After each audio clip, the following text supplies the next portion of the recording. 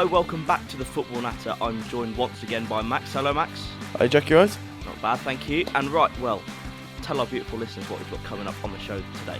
We've got a review of a very impressive weekend of Premier League football and a preview of some pretty tasty games in the Champions League this week.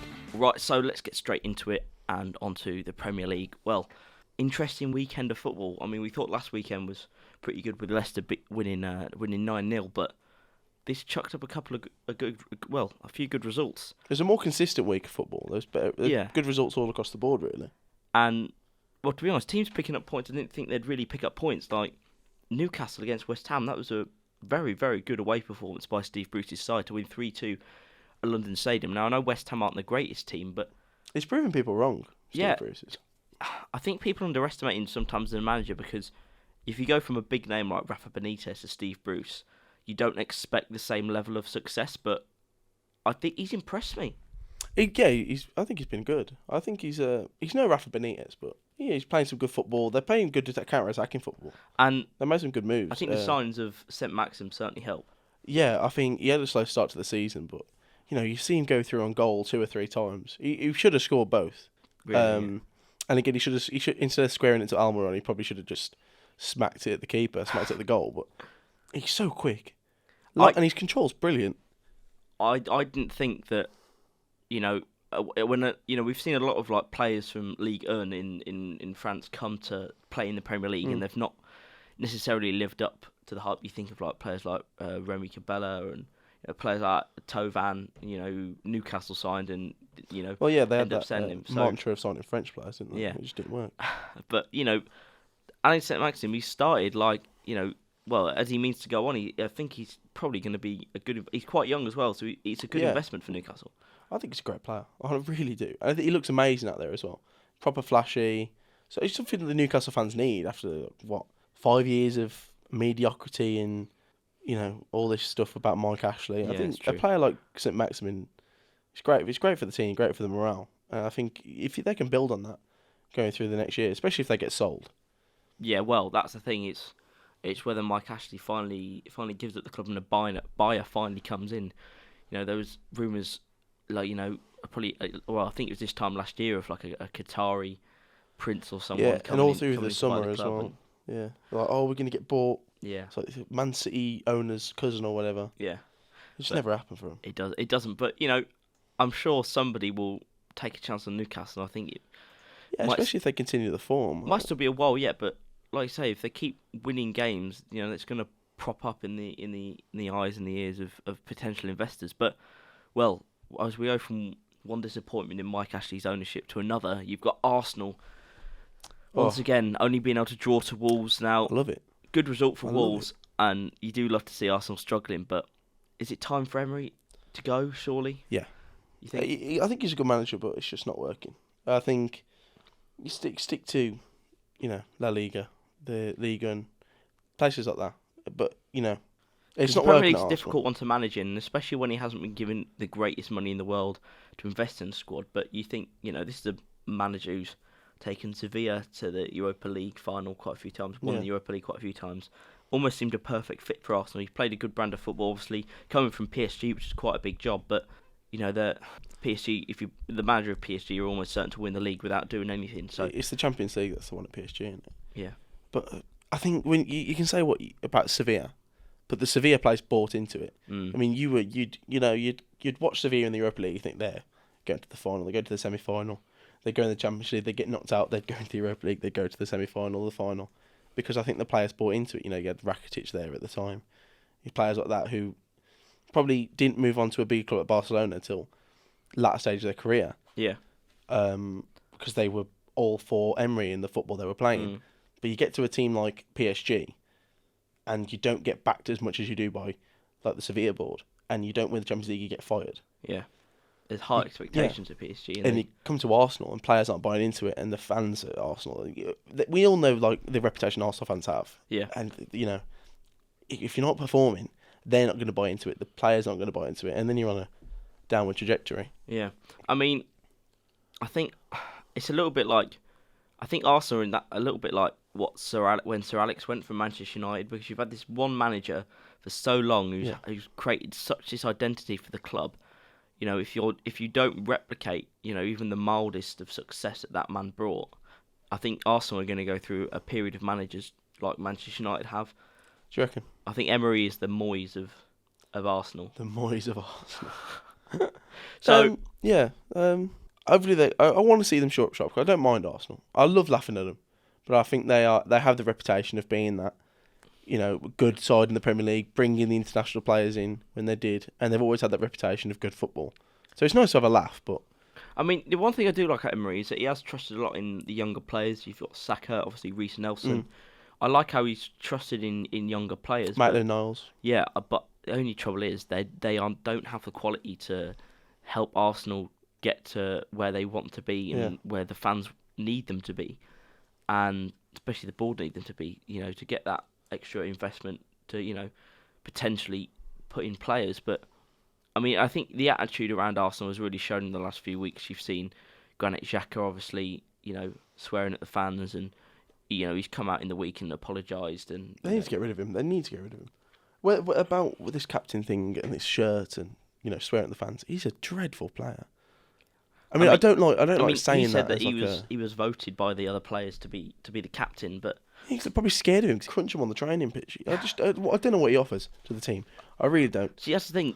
A yellow card and a 40-yard attempt. You look at him. You look at him and you think, well, he's not the greatest defensive player in the world. He's not going to pick out a pass like Jorginho can at Chelsea. No, oh my God. And the difference in class. That's a good comparison, actually. The difference in class for players that play a similar position. Jorginho's worlds ahead as Granit Xhaka. Worlds ahead. Yeah, but that's the thing. Like, Granit Xhaka's had criticism on him. Well, since he kind of turned up at Arsenal. You know, Jorginho's had criticism last season, and you know he looks a completely new player. Like you were telling me earlier, he looks like a new signing for Chelsea. He does. I think it's been amazing for him. I think he's one of the biggest reasons they're doing so well. Him and Kovacic are actually playing really well. That's the thing. I looked at Kovacic and going to Chelsea, and I thought, well, you know, that's just like a Real Madrid reject. He's not going to do anything. Yeah. Massive, he didn't do much last season, to be fair. And I think that was warranted for people to go, well, you're opting to buy him because you can't really do much with the transfer ban. 50 million for Pulisic. I think with it was Chelsea's 50 million for transfer ban, Kovacic. they thought any players we, you know, have the right to sign, just might as well sign do it. But I think it's been really good for him. And Kovacic is what Arsenal fans wish Xhaka was. Because Kovacic can pick out a pass, but he is hard as nails as well. 100%. And I think I wouldn't want to mess with him either. No, I just think, you know, he was class in Italy as well. Kovacic was. He was really good in Italy. And with Emery possibly moving on, who do you think could replace him? I mean, we've seen Mourinho watching Arsenal games. There was Please be Mourinho. I mean, there was rumours this week that he'd met with one of the sporting directors. The Arsenal board, yeah. Well, Mourinho could be at this point. Mourinho could be going Dortmund, Real, Arsenal, or wherever. He's just trying to keep his hands in all the hats. Of course he is. I think Mourinho's criminally underrated. I mean, people underrate his performances at Man United because of what the football he plays. He took him to second. That's the thing. People forget that. And a Europa League win. People underestimate how good Mourinho was at Manchester United because, you know, they've basically got the same squad now that he had, and look how much they're struggling. Yeah, they won the League Cup as well. You can count that, for me, you can count that as I'm a not treble. gonna lie, Taking him to second. I think Tottenham would rather have had second in the Premier League and a League Cup than, sitting 11th in the Premier League now. Yeah, after a Champions League final appearance as well. Jeez. I mean, you've seen that, obviously, Mourinho kind of had a lot of criticism for Arsenal and Arsene Wenger over the years. So do you think Arsenal fans would welcome him to the club? Surely he's better than anybody right now. Yeah, Arsenal fans are fickle. They'd complain. They'd definitely complain about him coming in. But then if he puts together 3 performances, 3 wins, 2 wins and a draw, they'll get right behind him. I don't think it matters what's happened in the past. Football's football at the end of the day. Mm. If Brian Clough can go to Leeds, then Mourinho can go to Arsenal. He's not that fierce, is he? I think that probably sums it up quite well. But, you know, there are other players. There's Allegri, obviously, the former Juventus manager. Yeah. I like Allegri. I think Allegri's a good manager. Again, it's that transition to Premier League football. I think Mourinho's the safest bet. I think, because he knows every league pretty much at this rate, minus the German league. You know, he's done it at every level. I think Mourinho's the safest bet. I think from Mourinho's perspective, he needs to get back into management because he's a big name, and the rest has probably done him good, but he needs to get back on it now. And I think he just needs somewhere which is going to kind of let him do almost what he wants. Because if you restrict the way that Mourinho can operate as a manager, he's gonna get angry. He's not gonna play up well in like press conferences. He's gonna almost do what he did at Manchester United, where he reacts negatively from kind of controls on him, and I think the abuse from certain critics on Mourinho at United was unfair, but I think if he gets, I mean, as a football fan, I'd love to see him in Arsenal because he's in the Premier League, and I'd love to see. Mourinho's a great character. He is. Full stop. That's why people want him in the Premier League. He hasn't won what he's won because he's a bad manager. No, I watched a Bobby Robson documentary. I don't know if you've watched it. It's on Netflix. It's incredible, and you see Mourinho in that. He's no scrub. He was taught by one of the greatest managers of all time, in Bobby Robson. Well, yeah, him and Pep obviously good rivals. Yeah, definitely seen them in the Premier League. It's great for the league. It's great. It's amazing for the image of the league to have not just rivalries on the pitch like Liverpool and City. Do you know what I mean? But to have that, Guardiola, Mourinho in the Premier League, they hate each other in the league. That's nice. It's nice to have that tension and see who comes out on top. It's great as a football fan. It's great to witness that.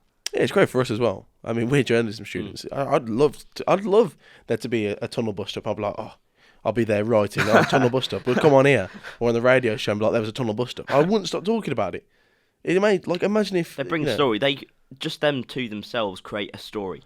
Yeah, I think it's amazing. I really do, and I think people are too, they need to be respecting. They need to be respecting football. Don't get me wrong, and respect between your peers, and undoubtedly they have professional respect. But you want to see that rivalry as fans, as journalists. That's what you want, and there's no point in hiding from it because everyone wants it. Everyone wants to see it. And well, another big result of the weekend: Bournemouth beating Manchester United. What did you make of that one? Oh, amazing. I mean, I love the fall of these big clubs. You saw it coming, really, didn't you? Yeah, Josh King, he's good for what? 12 goals minimum a season if he gets his foot down. He's good. He's a good player, Josh King. But I mean, just that Manchester United squad doesn't look interested for a start, does it? They need him. That's one of the teams where Ole Gunnar Solskjaer needs the backing. I think there's problems that need to be solved right at the very top. I think if you're going to make a stamp for real change, you've got to change Ed Woodward. You've got to change the owners for a start. I think the Glazers have got to go. They're not. I think they've been offered $3 billion. They're not. I think they have. They're not investing in the club. They're not bothered about the football aspect. They just not good. It's not reflecting well on the pitch. You've got players which just need to be moved on. Pogba needs to be moved on. There's an attitude problem there. I think he's dragging the rest of the team down with him. He needs to be moved on. Jones needs to. This is a team which is going for top four. You can't get top four with Lindelof and Phil Jones at the back. No, especially not Phil Jones. I'm surprised they've kept De Gea this long. It's trying the new contract, and I said it before. I remember texting about it. There must be a massive release clause in that contract. If they've got him to sign a 5-year extension, he must have had a big pay increase. And it's off the back. He's still a great goalkeeper, but he hasn't been the De Gea of record saves against Arsenal. Definitely not. And I'm looking at this. 5 points from the relegation zone. Man United and Tottenham are 5 one points win from the in their relegation last zone. 5. Yeah, 1 in 5. Yeah, it's ridiculous. We talk about them, but they are sitting level on points with Tottenham. Yeah, again, 5 points from relegation. And God knows what's going on there, but Dele Alli's coming back into form. Obviously, had the incident of the weekend where Son went in on Andre Gomez, broke his ankle. You can see the reaction for the players. They walk away with their hands on their heads. I mean, it's Lucas Moura who goes over and they just walk straight away with his hands on his head because he's seen the leg. I'm not gonna lie. I honestly thought the challenge itself, was a yellow. Yeah, it's an impact challenge. That's what it is. It's that. I thought it was. I thought it was a yellow card challenge. I don't think there was anything. It's just one of those unfortunate things where, as they both go in for it, it's a 50-50 ball. Basically, they both go in for it. I think it's a yellow card challenge for both players if they come out of it unscathed. Obviously, Andre Gomez didn't come out of it on the other end. And I think because I honestly think that the referee changed his mind because of the seriousness of The severity of the injury, and I don't think that was necessarily the right thing to do. You know, you could see Son was visibly and emotionally distraught from it. You know, he's not the kind of player that does that normally. You know, he would have been so shocked to have seen that. And I've just shown Jack the break, and there's it's. I mean, he's had an operation on it now, and thankfully he's on the road to recovery. But that's an obtuse angle, though. I learnt that in year 6. That's not the position. There's blood on the foot should be in. It's terrible. I mean, I follow basketball, and you see leg breaks like that more often than you do in football, and they're terrible. They could be really damaging to a career. I think he's lucky enough it to be lower down, because if that's higher up, that's affecting his knees. And for a player of the role he has, plays central midfield, goes forward, goes back, works a lot. That can really derail a career. I mean, obviously, thoughts and prayers go out to him and everyone, but I just more than anything hope that he can get back to the player that they loaned in. Well, yeah, season ago. Gomez he's an important aspect of the way that Everton want to play and want to set up. And he impressed on loan for Barcelona last season. They signed him permanently, but obviously he's going to be out basically for the rest of the season now. But hopefully he'll be able to come back fit and ready. And well, one last mention while we're on the topic of the Premier League, and well, Chelsea beating Watford 2-1 at Vicarage Road. Chelsea they've won all of their last 5.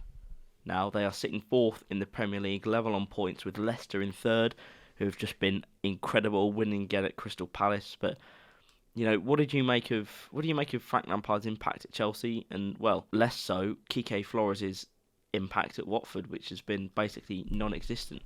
I think Watford looked better it took them 2 goals to get a move on, but I think they look better than they have done before. I think Ben Foster kept them in most of the game until they actually started pressing, because Ben Foster was incredible in that game. So I think that Kike Flores has to make a big impact. They're sitting 6 points from safety at the moment. That's 2 wins, and results have to go your way to get out of that. So they need to do it quick, before Christmas, I'd say. I think that they might turn it around. I mean, I'm hoping.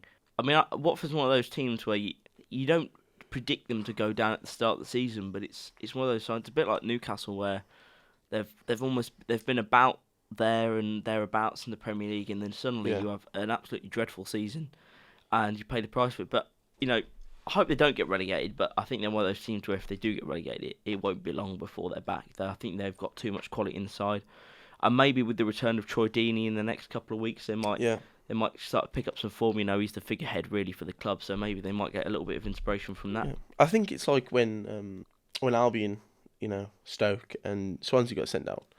It's I wouldn't. I mean, I'm a bit biased being an Albion fan, but I wouldn't have chose Albion to go down that season.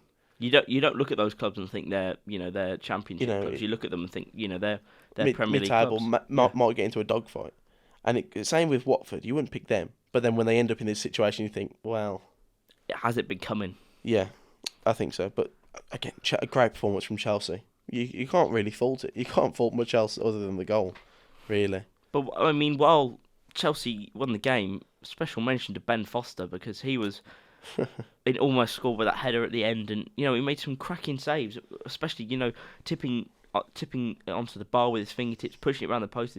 This is a keeper which is what, 36 maybe, going on 37. I think. Well into his 30s, yeah. And he was in his 30s when he was at the Albion. He's still as athletic as he was in his 20s, and he's looking. He was almost getting better as a keeper. I think. He was at the Albion and he had keyhole surgery, and he was out for a while, and then he came back and he was straight back on it. And this is a guy that's in his 30s having surgery on his legs. I think, that can impact him a lot. And he's come back and he's playing well. He got a move back to Watford in the Premier League, and he's putting out performances like that. I think he wasn't. The downfall was the defence, really. But you can't really fault much for Ben Foster because of the performance he put in. He even almost, saved them from losing 3 points there. He almost got them a point if it weren't for Kepa's amazing save. And, well, let's go on from the Premier League and let's go on to the Champions League. And, well, it's a big night tonight, Tuesday. Big games, obviously. Barcelona looking to wrap up and get through to the next round with a win against Slavia Prague. Dortmund facing Inter Milan, who beat them on the last match day. Can they get their revenge at the Signal Iduna Park, and obviously Chelsea against Ajax, big game for them. What do you kind of think of tonight's games? Who do you think's going to come out on top? Well, as we've discussed earlier, before we came on, I've got a knacker on the Champions League, so I'm backing quite a few teams. Your life is dependent on this, isn't it? I wouldn't say my life. I'd say my bank account. But... No, I've got my ACCA. I got Barca to win. I think I got Napoli to win. Looking at it now, I forgot that. It's Salzburg. It's fine. I thought it was Leipzig.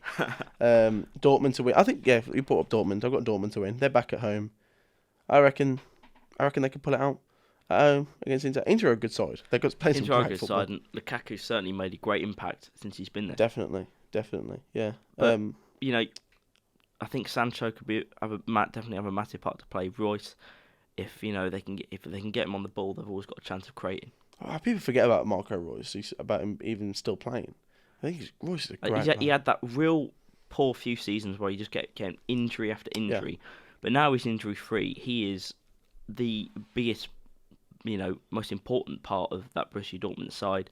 He links the midfield to go to the attack, and Paco Alcacer, I was surprised how clinical sometimes he was. He had a great few seasons at Valencia, got bought by Barcelona, didn't really hit the ground running.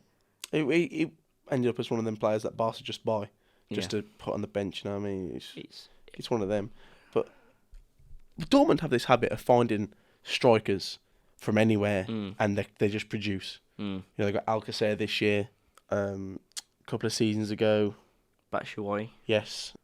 I think they've got this weird habit for that since losing Lewandowski to get so much out of so many strikers since he's left. Yeah, and obviously bringing back Mario Götze, who's starting to... Well, he kind of lost form a lot, and kind of you didn't really know whether he was... I think he had that confidence knock after the Bayern Munich move didn't really work out. Yeah. I think that's what happened. But, it's nice that he's back, and tell you what, Axel Witsel signing him from the Chinese league when, everybody thought he'd gone off for his retirement package in the Chinese league, and, to earn all his money ready for retirement. But, he came back fair play to him. He came back from China, probably on less money than what he was out there. Yeah. And, he's an incredible player. People forget how good he actually was. Again, we talk about players who are hard as nails. We talk about Kovacic and Xhaka. Witsel, he'd do anything. There's videos of him. Speaking about Gomez's leg as well, he snapped someone's leg, I think, when he was playing for Benfica or Zenit. It's mental. Crazy. Again, we ought to make like a top 10 players you wouldn't want to mess with. Yeah, definitely. Yeah. That's the top 3 right there. I was just thinking, when you say top 10, you mentioned Marco Royce. Yeah. Like a show on like top 10 players that were coming to the Premier League. Yeah.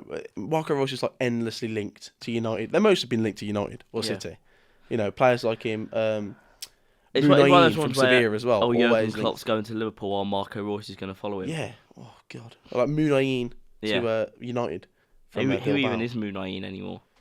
I know. I think he's still quite young. He's relatively. He's like 28. I think so. Because he came through really young because of Bilbao's. They were only used players from Bilbao. Yeah. That's a weird thing for Bilbao to have. But do you think Napoli could get results against Salzburg? Oh, I hope so. They're in my accumulator as well. Yeah. At home against Red Bull Salzburg. Salzburg don't have the best of quality on paper, do they? They're in the Champions League because they're in the Austrian league. And they're the best team in the Austrian league. They did cause Liverpool a bit of a scare. I don't see anything happening tonight against Napoli at home. It's an intimidating place to go, is Napoli. Obviously, Carlo Ancelotti, big name manager. Oh, incredible manager. I mean, Dries Mertens, Insigne, top quality players. I mean, Mertens is getting a bit older, but he is still clinical. Mertens is class. Insigne is class. Their midfield's really good as well. Koulibaly at the back. Alan, Manolas. Fabian in midfield. Yeah. Zielinski as well, another player you wouldn't want to mess with. Yeah, they've got a good team. They've got a good team. Really good team. I think, it's one of those teams where you don't necessarily predict at the start for them to go close, but I'm thinking, Napoli could easily get quarterfinals. They're one of the better in semis. Yeah, they're one of the better teams that you wouldn't mind coming up against. Do you know what I mean? If you got to the quarterfinals, you got Napoli. You think, right, it could be worse, but it could be so much better. True. Do you know what I mean? But Liverpool, they were at Genk. Yep. Or at home to Genk, rather. Do you Back think... in the accumulator as well. Should be a win. I bloody hope. you wouldn't think they'd cause them any problems, would you? No, not at all. No. You I know, don't think. obviously only getting Liverpool, only just getting a win away at Villa. Mane scoring that last minute You winner. love to see it. I can't stress to you how happy I was. You're biased though, you are. Yeah, it's brilliant. My mum's a Villa fan. We were watching it, and I laughed my head off. Laughed my head off. It was amazing. I couldn't be happier. But I'm going to go out and say it. Mane hat-trick tonight. You think? Mane hat-trick tonight. Again, at home, Guardiola calling him out. Sometimes he scores goals, sometimes he dives. He's going to score 3 of them. Would be a very good warm-up to their game against City at the weekend. Looking forward to that game. And, well, go on, Chelsea Ajax. Ajax are a bit weird for me this season because last season I wanted them to go all the way. Yeah. I really wanted them to win it. I wanted it to be Liverpool Ajax in that final. But, Tottenham eventually scraped through with Lucas and whatever in the 95th minute. But, it's a shame. And obviously, with their big players leaving, I just don't see how they've got the quality to go as far as they did last season. But yeah, Chelsea... they've still got Ziyech and Tadic. They've got some good quality. I'm surprised Ziyech hadn't left, to be honest with you. I would have thought I that think a team Ajax like is one of Arsenal... those things where even though De Jong and De Ligt have both gone, they have been able to bring in youngsters It's incredible. which in a couple of years are going to be mental. as good. They're a powerhouse of youth development in world football, let alone European football. I mean, European is world football, let's be honest. I mean, I was reading Ruud Gullit's book called How to Watch Football, and he was saying that at Ajax, all the way from the under 5s, under 6s, all the way up to the first team, they all play exactly the same way, exactly the same formation. If you want to become the manager of Ajax, you have to play a 4-3-3. There is no other option. Yeah. That's one of the clauses in your contract. So, that way of playing at Ajax, its players are ready as soon as they go from under 21s, as soon as they get good enough or deemed good enough to get into the first team, they are ready and they're straight on it. And the Eredivisie isn't the hardest league to play in. It's a good league. I think the Eredivisie is an underrated league. I think there's good football in the Eredivisie. And obviously, there's rumours of the Eredivisie merging with the Belgian league, which could be quite interesting. I'm not sure how that would work, but it's a good league. It's good competitors in there. But I just think maybe on the European stage in the Champions League, I just don't see them going far this season. I think in a couple of years, maybe if they get another... Yeah, exactly. They almost Frankie de Jong and De Ligt are generational the talents. next batch of youth players in. Give them a couple of years to get settled in. I think Ajax's youth developments and, like I said, the system they have, it's what, United had such a good youth development under Sir Alex Ferguson because it was just him as a manager for 2 decades plus, 8 years or whatever it was. And, you have them all coming through, knowing what they're going to play. But then when new managers come in, the fans are playing and not playing United football. They don't have that same culture as Ajax do. So that's why the transition is harder. Because if you go from playing under 21s, you have an attacking manager, and you don't really have to bother about tracking back or anything. And then you go into a side managed by Jose Mourinho, and he wants you to do everything and anything. Yeah, it isn't going to translate as well. No. I think that's why United development hasn't been as good as it was under Sir Alex. We are the seeing system is different. Some players come through. Obviously, you've got Mason Greenwood, who looks like he could be the next big thing for United. Greenwood's just a pure striker, like a pure finisher. I think that's what benefits He's quick Greenwood. on his feet. Yeah. He knows where the goal is, and give him a couple of years. Ole Gunnar Solskjaer was saying he's not, not the youngsters aren't there yet, but they are getting there. And I think you look at Garner in the midfield and McTominay, who's come through. I think, give it a few years, and with good players around them and a good attitude around them, I think they could progress. But they're not going to progress anywhere if United stay the same as they are now. But one little word: do you think Zenit versus Leipzig? Do you think anything's going to come from that? I don't think I betted on them purely for the fact it was at home for Zenit. True. And, it's an unpredictable place to go, Russia is, for a Champions League game. The atmosphere could be right against you, and Zenit get behind, the fans get behind Zenit, and then they're on you, and they can score, and it's hard to get back into the game.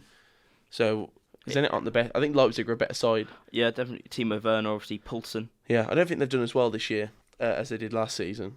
I wouldn't be surprised to see a Zenit win, to be honest with you. They're second in the group. Yeah, tough one to predict, that one. Tough one to predict. Why not? And, well, go on, let's end the episode with a couple of predictions. League One games tonight: Portsmouth, Southend, Rochdale, Ipswich, Shrewsbury, Peterborough.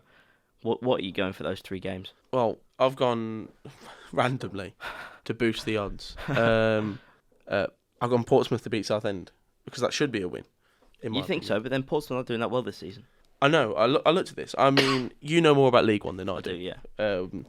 Which is Fans want Kenny Jackett sacked for a start, but for a manager like Kenny Jackett's quality to be in League One, that's.